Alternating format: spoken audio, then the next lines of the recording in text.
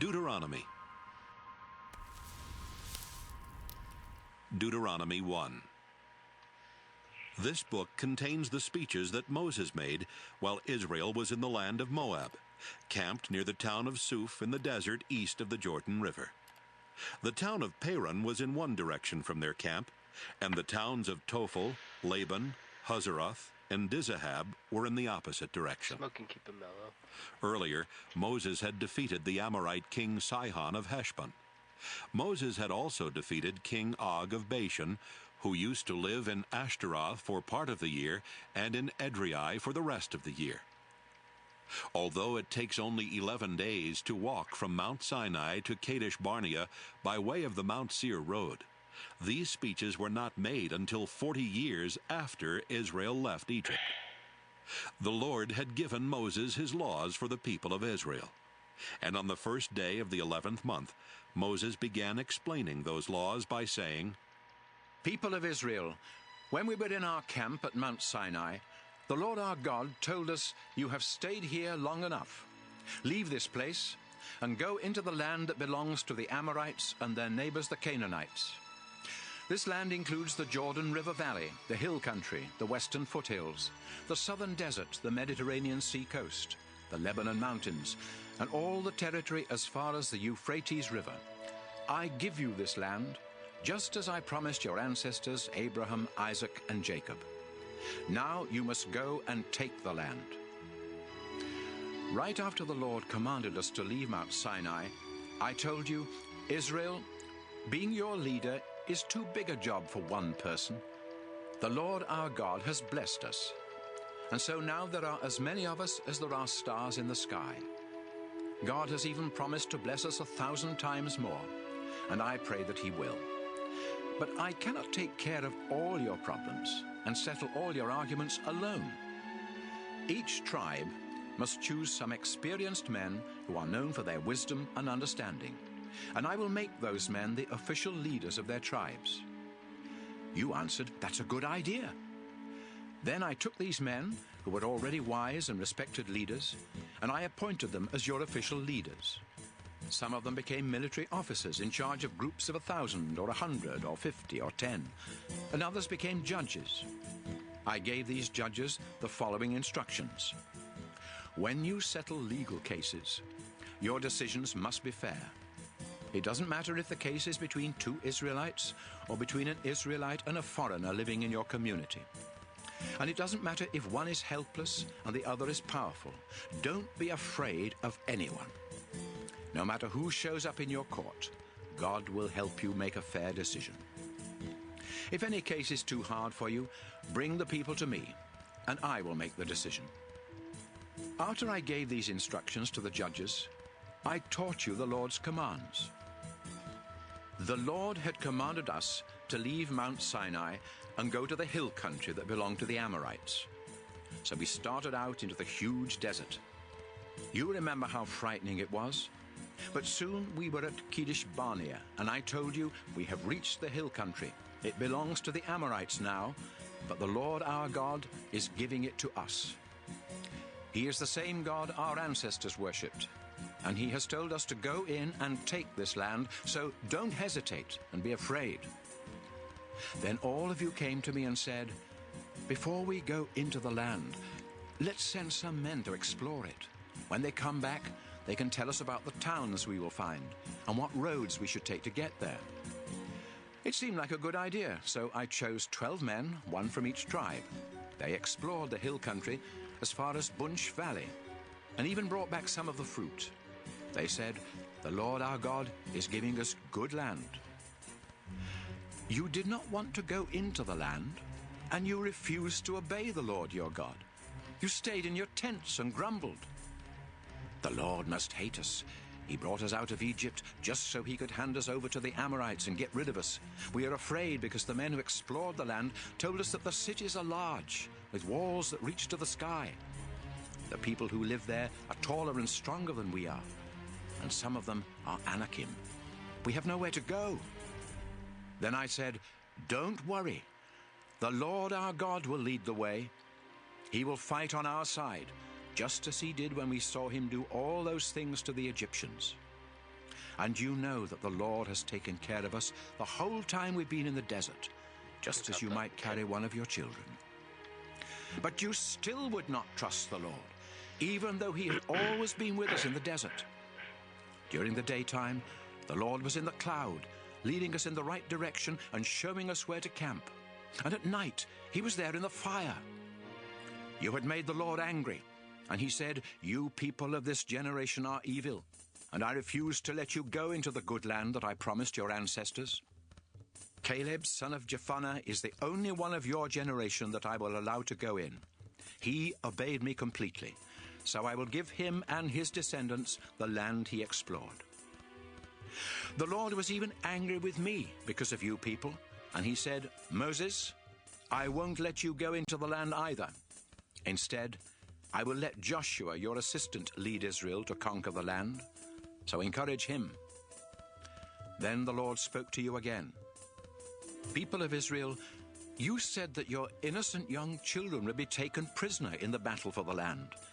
But someday I will let them go into the land, and with my help they will conquer it and live there. Now turn around and go back into the desert by way of Red Sea Road." Then you told me, "We disobeyed the Lord our God, but now we want to obey him.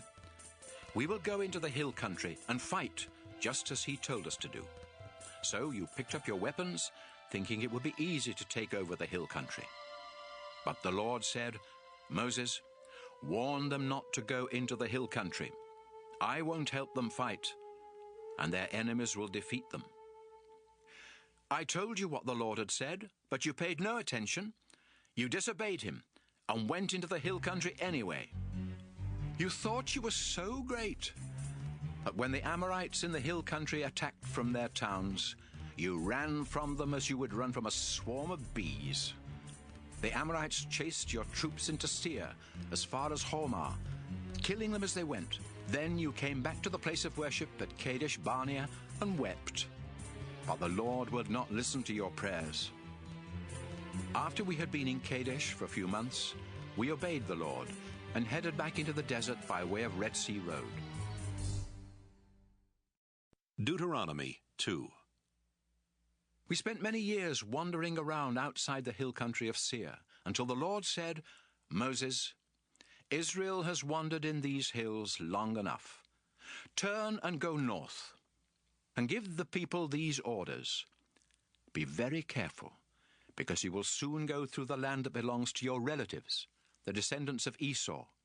They are afraid of you, but don't start a war with them. I have given them the hill country of Seir, so I won't give any of it to you, not even enough to set a foot on. And as you go through their land, you will have to buy food and water from them. The Lord has helped us and taken care of us during the past 40 years that we have been in this huge desert. We've had everything we needed, and the Lord has blessed us and made us successful in whatever we have done. We went past the territory that belonged to our relatives, the descendants of Esau. We followed Arabah Road that starts in the south at Elath and Ezion-Geber. Then we turned onto the desert road that leads to Moab. The Lord told me, "Don't try to start a war with Moab. Leave them alone, because I gave the land of Ar to them, and I will not let you have any of it." Before the Lord gave the Moabites their land, a large and powerful tribe lived there. They were the Emim, and they were as tall as the Anakim. The Moabites call them Emim, though others sometimes use the name Rephaim for both the Anakim and the Emim. The Horites used to live in Seir, but the Edomites took over that region. They killed many of the Horites and forced the rest of them to leave, just as Israel did to the people in the land that the Lord gave them. When we came to the Zered Gorge along the southern border of Moab, the Lord told us to cross the gorge into Moab, and we did. This was 38 years after we left Kadesh Barnea, and by that time, all the men who had been in the army at Kadesh Barnea had died, just as the Lord had said they would. The Lord kept getting rid of them until finally none of them were left. Then the Lord told me, "Moses, now go past the town of Ar and cross Moab's northern border into Ammon. But don't start a war with the Ammonites. I gave them their land, and I won't give any of it to Israel. Before the Ammonites conquered the land that the Lord had given them, some of the Rephaim used to live there, although the Ammonites called them Zamzummim. The Zamzummim were a large and powerful tribe, and they were as tall as the Anakim. But the Lord helped the Ammonites, and they killed many of the Zamzummim and forced the rest to leave. Then the Ammonites settled there. The Lord helped them as he had helped the Edomites, who killed many of the Horites in Seir, and forced the rest to leave before settling there themselves. A group called the Avim used to live in villages as far south as Gaza, but the Philistines killed them and settled on their land. After we went through Ammon, the Lord told us, "Israel, pack up your possessions, take down your tents, and cross the Arnon River Gorge. The territory of the Amorite king Sihon of Heshbon lies on the other side of the river, but I now give you his land. So attack and take it. Today, I will start making all other nations afraid of you. They will tremble with fear when anyone mentions you, and they will be terrified when you show up." After we had crossed the Arnon and had set up camp in the Kedemoth desert, I sent messengers to King Sihon of Heshbon, telling him that his nation and ours could be at peace. I said, "Please let Israel go across your country. We will walk straight through without turning off the road. You can even sell us food and water, and we will pay with silver. We need to reach the Jordan River and cross it, because the Lord our God is giving us the land on the west side. The Edomites and Moabites have already let us cross their land. Please let us cross your land as well." But Sihon refused to let us go across his country, because the Lord made him stubborn and eager to fight us. The Lord told me, "I am going to help you defeat Sihon and take his land, so attack him." We met Sihon and his army in battle at Jahaz, and the Lord our God helped us to defeat them. We killed Sihon, his sons, and everyone else in his army. Then we captured and destroyed every town in Sihon's kingdom, killing everyone, but keeping the livestock and everything else of value. The Lord helped us capture every town from the Arnon River Gorge north to the boundary of Gilead, including the town of Aroah on the edge of the gorge, and the town in the middle of the gorge. However, we stayed away from all the Ammonite towns, both in the hill country and near the Jabbok River, just as the Lord had commanded. Deuteronomy 3. When we turned onto the road that leads to Bashan, King Og of Bashan led out his whole army to fight us at Edrei. But the Lord told me, "Moses, don't be afraid of King Og. I am going to help you defeat him and his army and take over his land. Destroy him and his people, just as you did with the Amorite king Sihon of Heshbon." The Lord our God helped us destroy Og and his army and conquer his entire kingdom of Bashan, including the Argob region. His kingdom had lots of villages and 60 towns with high walls and gates that locked with bars. We completely destroyed them all, killing everyone, but keeping the livestock and everything else of value. Sihon and Og had ruled Amorite kingdoms east of the Jordan River. Their land stretched from the Arnon River Gorge in the south to Mount Hermon in the north, and we captured it all. Mount Hermon is called Mount Sirion by the people of Sidon, and it is called Mount Sinir by the Amorites. We captured all the towns in the highlands, all of Gilead, and all of Bashan as far as Salakah and Edrei, 2 of the towns that Og had ruled. King Og was the last of the Rephaim, and his coffin is in the town of Rabbah in Ammon. It is made of hard black rock, and is 13.5 feet long and 6 feet wide. I gave some of the land and towns we captured to the tribes of Reuben and Gad. Their share started at the Arnon River Gorge in the south, took in the town of Aroah at the edge of the gorge, and went far enough north to include the southern half of the Gilead region. The northern part of their land went as far east as the upper Jabbok River Gorge, which formed their border with the Ammonites. I also gave them the eastern side of the Jordan River Valley, from Lake Galilee south to the Dead Sea, below the slopes of Mount Pisgah. I gave the northern half of Gilead, and all the Bashan region to half the tribe of Manasseh. Bashan had belonged to King Og, and the Argob region in Bashan used to be called the land of the Rephaim. Jair from Manasseh tribe conquered the Argob region as far west as the kingdoms of Gesher and Maacah. The Israelites even started calling Bashan by the name Villages of Jair, and that is still its name.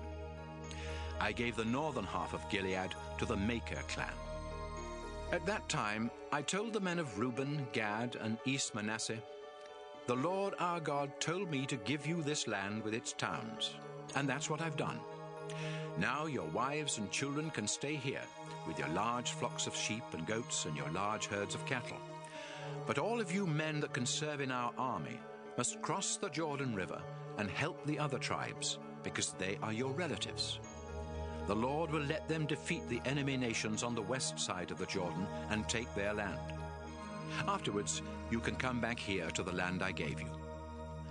Then I told Joshua, "You saw how the Lord our God helped us destroy King Sihon and King Og, so don't be afraid. Wherever you go, the Lord will fight on your side and help you destroy your enemies." At that time, I prayed and begged, "Our Lord, it seems that you have just begun to show me your great power. No other God in the sky or on earth is able to do the mighty things that you do. The land west of the Jordan is such good land. Please let me cross the Jordan and see the hills and the Lebanon mountains." But the Lord was angry with me because of you people, and he refused to listen. "That's enough," he said. "I don't want to hear any more. Climb to the top of Mount Pisgah and look north, south, east, and west. Take a good look, but you are not going to cross the Jordan River. Joshua will lead Israel across the Jordan to take the land, so help him be strong and brave, and tell him what he must do." After this, we stayed in the valley at Beth Peor. Deuteronomy 4. Israel, listen to these laws and teachings. If you obey them, you will live, and you will go in and take the land that the Lord is giving you. He is the God your ancestors worshipped, and now he is your God. I am telling you everything he has commanded, so don't add anything or take anything away. You saw how he killed everyone who worshipped the god Baal Peor, but all of you that were faithful to the Lord your God are still alive today. No other nation has laws that are as fair as the ones the Lord my God told me to give you. If you faithfully obey them when you enter the land, you will show other nations how wise you are. In fact, everyone that hears about your laws will say, "That great nation certainly is wise." And what makes us greater than other nations? We have a God who is close to us and answers our prayers. You must be very careful not to forget the things you have seen God do for you. Keep reminding yourselves, and tell your children and grandchildren as well. Do you remember the day you stood in the Lord's presence at Mount Sinai? The Lord said, "Moses, bring the people of Israel here. I want to speak to them so they will obey me as long as they live, and so they will teach their children to obey me too." Mount Sinai was surrounded by deep, dark clouds, and fire went up to the sky. You came to the foot of the mountain, and the Lord spoke to you from the fire. You could hear him and understand what he was saying, but you couldn't see him. The Lord said he was making an agreement with you, and he told you that your part of the agreement is to obey the 10 Commandments. Then the Lord wrote these commandments on 2 flat stones. That's when the Lord commanded me to give you the laws and teachings you must obey in the land that you will conquer west of the Jordan River. When God spoke to you from the fire, he was invisible. So be careful not to commit the sin of worshipping idols. Don't make idols to be worshipped, whether they are shaped like men, women, animals, birds, reptiles, or fish. And when you see the sun or moon or stars, Don't be tempted to bow down and worship them. The Lord put them there for all the other nations to worship. But you are the Lord's people, because he led you through fiery trials and rescued you from Egypt. The Lord was angry at me because of what you said, and he told me that he would not let me cross the Jordan River into the good land that he is giving you.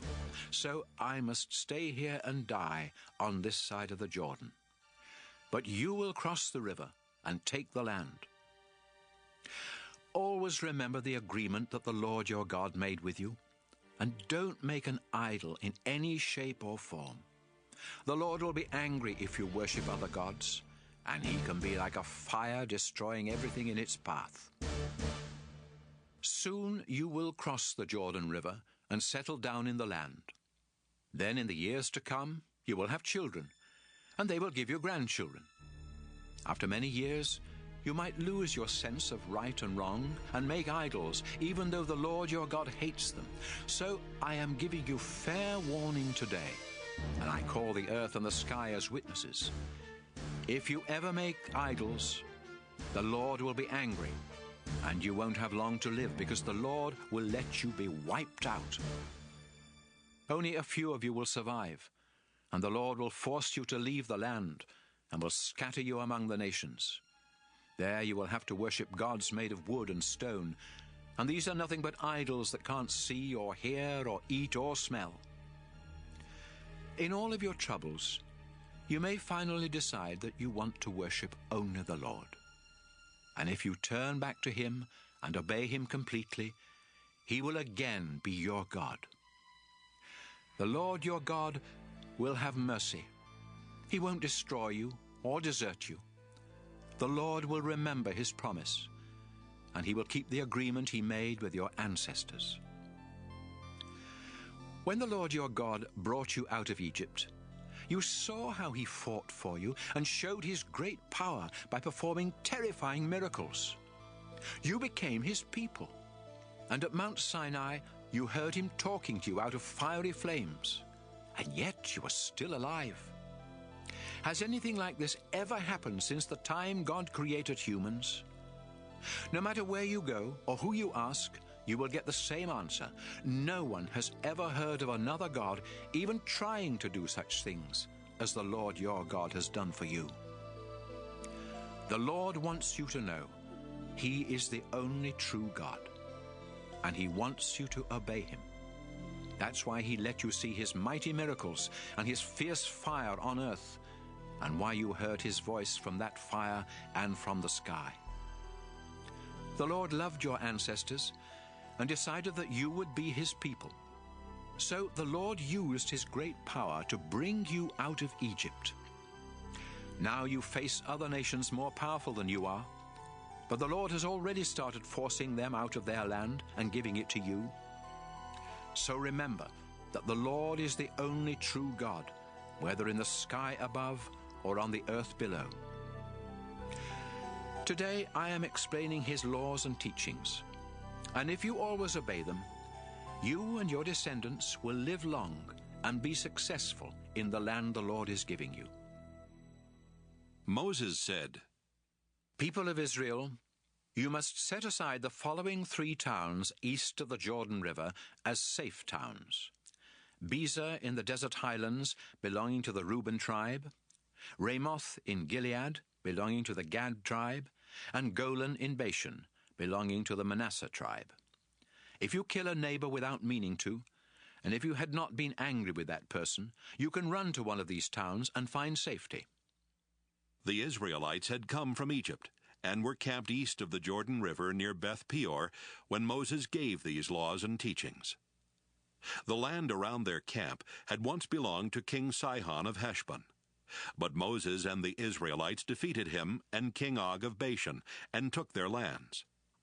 These 2 Amorite kings had ruled the territory east of the Jordan River, from the town of Aroer on the edge of the Arnon River Gorge, north to Mount Hermon. Their land included the eastern side of the Jordan River Valley, as far south as the Dead Sea, below the slopes of Mount Pisgah. Deuteronomy 5. Moses called together the people of Israel and said, "Today I am telling you the laws and teachings that you must follow, so listen carefully. The Lord our God made an agreement with our nation at Mount Sinai. That agreement wasn't only with our ancestors, but with us who are here today. The Lord himself spoke to you out of the fire, but you were afraid of the fire and refused to go up the mountain. So I spoke with the Lord for you. Then I told you that he had said, 'I am the Lord your God, the one who brought you out of Egypt where you were slaves. Do not worship any god except me. Do not make idols that look like anything in the sky or on earth or in the ocean under the earth. Don't bow down and worship idols. I am the Lord your God, and I demand all your love. If you reject me and worship idols, I will punish your families for 3 or 4 generations. But if you love me and obey my laws, I will be kind to your families for thousands of generations. Do not misuse my name. I am the Lord your God, and I will punish anyone who misuses my name. Show respect for the Sabbath day. It belongs to me. You have 6 days when you can do your work, but the 7th day of the week belongs to me, your God. No one is to work on that day, not you, your children, your oxen, or donkeys, or any other animal, not even those foreigners who live in your towns. And don't make your slaves do any work. This special day of rest will remind you that I reached out my mighty arm and rescued you from slavery in Egypt. Respect your father and mother, and you will live a long and successful life in the land I am giving you. Do not murder. Be faithful in marriage. Do not steal. Do not tell lies about others. Do not want anything that belongs to someone else. Don't want anyone's wife or husband, house, land, slaves, oxen, donkeys, or anything else. When we were gathered on the mountain, the Lord spoke to us in a loud voice from the dark fiery cloud. The Lord gave us these commands, and only these. Then he wrote them on 2 flat stones and gave them to me. Moses said to Israel, When fire blazed from the mountain, and you heard the voice coming from the darkness, your tribal leaders came to me and said, Today the Lord our God has shown us how powerful and glorious he is. He spoke to us from the fire, and we learned that people can live even though God speaks to them. But we don't want to take a chance on being killed by that terrible fire, and if we keep on hearing the Lord's voice, we will die. Has anyone else ever heard the only true God speaking from fire as we have? And even if they have, would they live to tell about it? Moses, go up close and listen to the Lord. Then come back and tell us, and we will do everything he says. The Lord heard you and said, Moses, I heard what the people said to you, and I approve. I wish they would always worship me with fear and trembling, and be this willing to obey me. Then they and their children would always enjoy a successful life.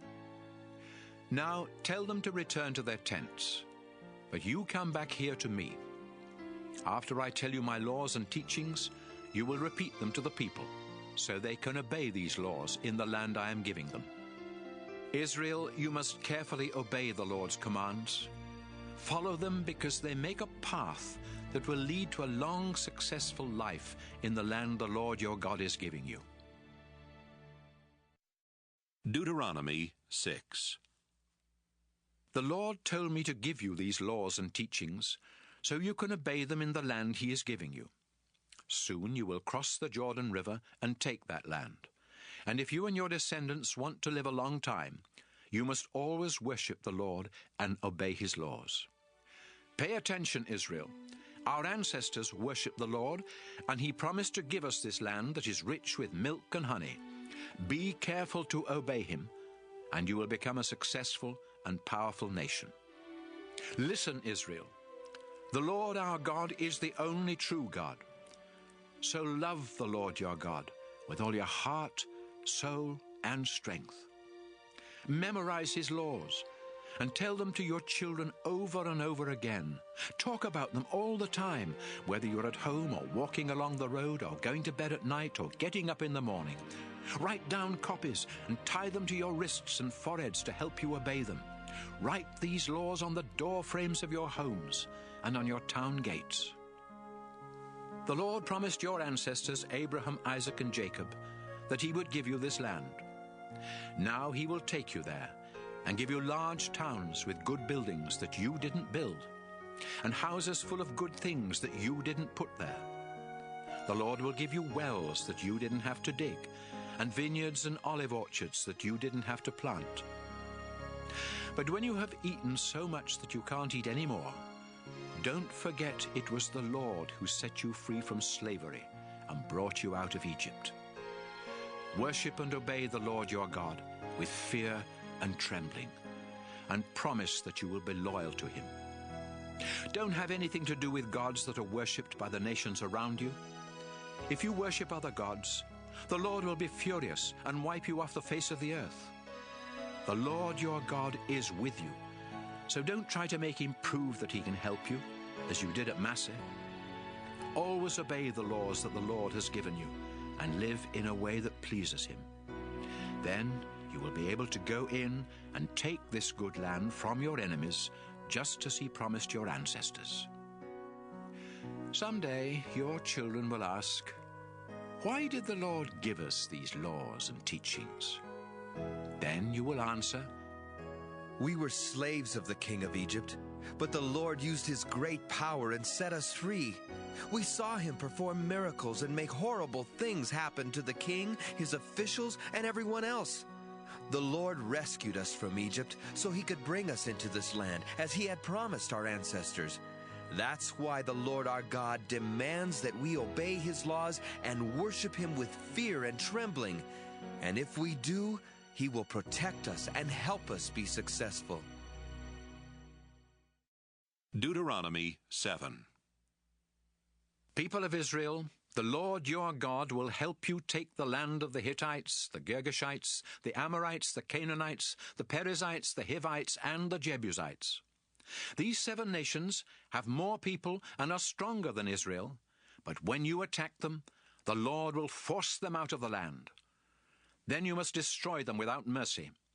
Don't make any peace treaties with them, and don't let your sons and daughters marry any of them.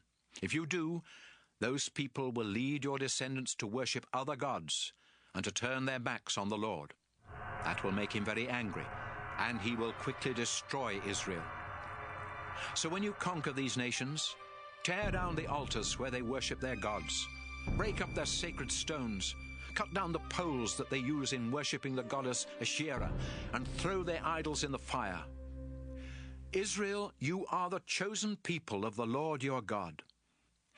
There are many nations on this earth, but he chose only Israel to be his very own. You were the weakest of all nations, but the Lord chose you because he loves you, and because he had made a promise to your ancestors. Then with his mighty arm, he rescued you from the king of Egypt, who had made you his slaves. You know that the Lord your God is the only true God, so love him and obey his commands, and he will faithfully keep his agreement with you and your descendants for 1,000 generations. But if you turn against the Lord, he will quickly destroy you. So be sure to obey his laws and teachings I am giving you today. If you completely obey these laws, the Lord your God will be loyal and keep the agreement he made with you, just as he promised our ancestors. The Lord will love you and bless you by giving you many children and plenty of food, wine, and olive oil. Your herds of cattle will have many calves, and your flocks of sheep will have many lambs. God will bless you more than any other nation. Your families will grow, and your livestock increase. You will no longer suffer with the same horrible diseases that you sometimes had in Egypt. You will be healthy, but the Lord will make your enemies suffer from those diseases. When the Lord helps you defeat your enemies, You must destroy them without pity, and don't get trapped into worshipping their gods. You may be thinking, how can we destroy these nations? They are more powerful than we are. But stop worrying.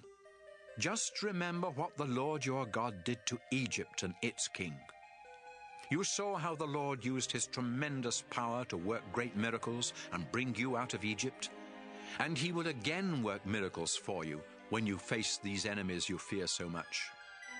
Some of them may try to survive by hiding from you, but the Lord will make them panic, and soon they will be dead. So don't be frightened when you meet them in battle. The Lord your God is great and fearsome, and he will fight at your side. As you attack these nations, the Lord will force them out little by little. He won't let you get rid of them all at once. If he did, there wouldn't be enough people living in the land to keep down the number of wild animals. But when you attack your enemies, the Lord will make them panic, and you will easily destroy them. You will defeat them one after another until they are gone, and no one will remember they ever lived. After you conquer a nation, burn their idols. Don't get trapped into wanting the silver or gold on an idol. Even the metal on an idol is disgusting to the Lord, so destroy it. If you bring it home with you, both you and your house will be destroyed. Stay away from those disgusting idols. Deuteronomy 8. Israel, do you want to go into the land the Lord promised your ancestors? Do you want to capture it, live there, and become a powerful nation? Then be sure to obey every command I am giving you. Don't forget how the Lord your God has led you through the desert for the past 40 years. He wanted to find out if you were truly willing to obey him and depend on him. So he made you go hungry. Then he gave you manna, a kind of food that you and your ancestors had never even heard about. The Lord was teaching you that people need more than food to live. They need every word that the Lord has spoken. Over the past 40 years, your clothing hasn't worn out and your feet haven't swollen. So keep in mind that the Lord has been correcting you, just as parents correct their children. Obey the commands the Lord your God has given you, and worship him with fear and trembling. The Lord your God is bringing you into a good land, with streams that flow from springs in the valleys and hills. You can dig for copper in those hills, and the stones are made of iron ore. And you won't go hungry. Wheat and barley fields are everywhere, and so are vineyards and orchards full of fig, pomegranate and olive trees, and there is plenty of honey. After you eat and are full, give praise to the Lord your God for the good land he gave you. Make sure that you never forget the Lord or disobey his laws and teachings that I am giving you today. If you always obey them, you will have plenty to eat, and you will build good houses to live in. You will get more and more cattle, sheep, silver, gold, and other possessions. But when all this happens, don't be proud. Don't forget that you were once slaves in Egypt, and that it was the Lord who set you free. Remember how he led you in that huge and frightening desert where poisonous snakes and scorpions live.